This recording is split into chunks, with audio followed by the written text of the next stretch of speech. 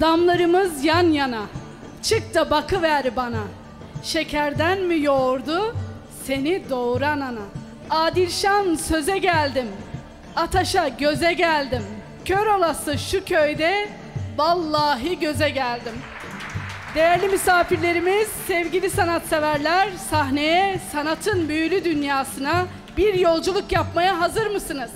Bu eşsiz yolculukta bize eşlik edecek sözün ustası, halk şairi unvanını almış ve ayrıca TRT'de yayınlanan Diriliş Ertuğrul dizisinde oyuncu kimliğiyle kültürümüzün zenginliğini dizelerinde yaşatan Kültür Bakanlığı'nın değerli halk şairi Adilşan'ı sahneye alkışlarla davet ediyorum. Öncelikle hepinize hayırlı günler dilerim. Hepinizin de ayaklarınıza sağlık. Ta Türkiye'mizin nerelerinden buralara kadar geldiniz kültürümüzü yaşatmak için. Şairler bir milletin kimliğidir, bir milletin sözüdür, dilidir. Biz de Suriye'deki Türkmen Emmoğullarınızın, oradaki soydaşlarınızın sesi olmaya çalışıyoruz. Öncelikle Olgunlar Derneği'ne 4.'sünü düzenledikleri için teşekkür ederim. Geçen sene de katılmıştım. Geçen hafta da Pir Bekir babamın manevi oğlum dedi. Ben de ona Pir babam diyorum. Pir babamın otağındaydık. Şimdi demin başlangıçta Pir'im konuşmalar yaptı. Biz kimiz ki Pir Bekir'e küselim? Biz kimiz ki Pir Bekir'e gönül koyalım? Efendim ben Pir Bekir'in ellerinden öpüyorum. Saygıyla eğiliyorum önünde, alkışlar ona. İşte sanatçılarımızın naif davranışları ne olursa olsun teşekkür etmeyi asla unutmazlar. Teşekkür ediyorum. Bir şiir okuma hakkımız varmış. Yalnız benim bir de yoldaşım vardı. Ali Molla Musa yoldaşım vardı. Biliyorsunuz Bayır Bucağımızın en önemli kalemidir, en önemli şairidir. O Yayla Dağı'ndaki çadır kent kapanınca taşınmak zorunda kaldı ve gelemedi. Müsaadeniz varsa da ben Ali Molla Musa'nın yerine de kendi şiirimi yine seslendirmek isterim. Öncelikle Suriye Türkmenleri kimdir biliyorsunuz, hemen şu sınırın öbür tarafında kaldılar. Bunlar sizin öz be öz emminiz oğulları, soydaşlarınız.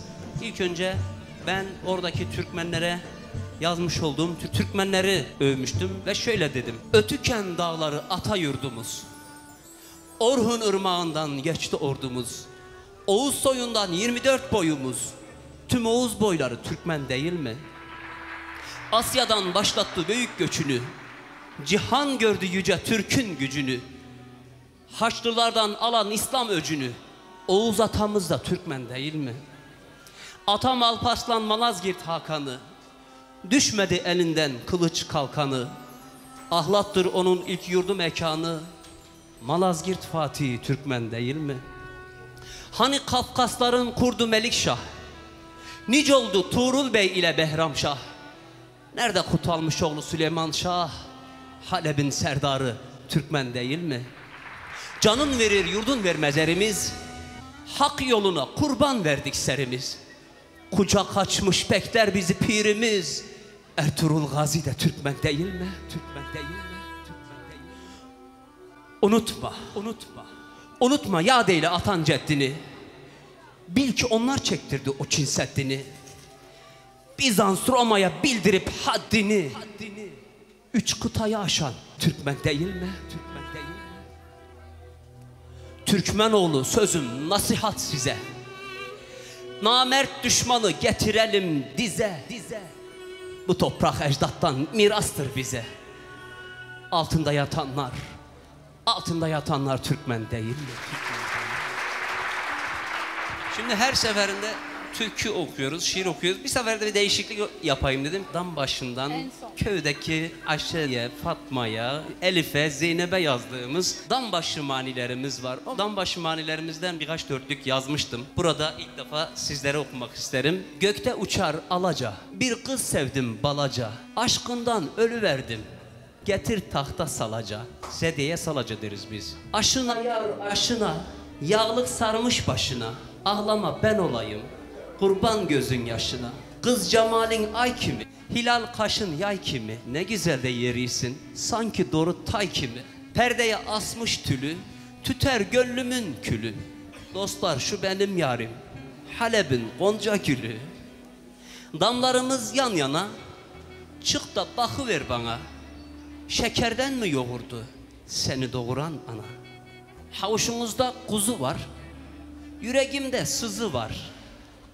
Anası cadı emme, kaymak kimi kızı var. Çoban bey bucağında, süt kaynar ocağında. Allah'ım canımı al, güllümün kucağında. Dış kapının kilidi, üstünü gül bürüdü. Sen orada ben burada, inan ömrüm çürüdü. Yarın bana nar yolla, mendiline sar yolla. Hasretinden yanıyım, söndürmeye kar yolla. Adilşan söze geldim, ataşa köze geldim. Kör olatça şu köyde, vallahi göze geldim, billahi göze geldim. Saygılar, sağ olasın efendim.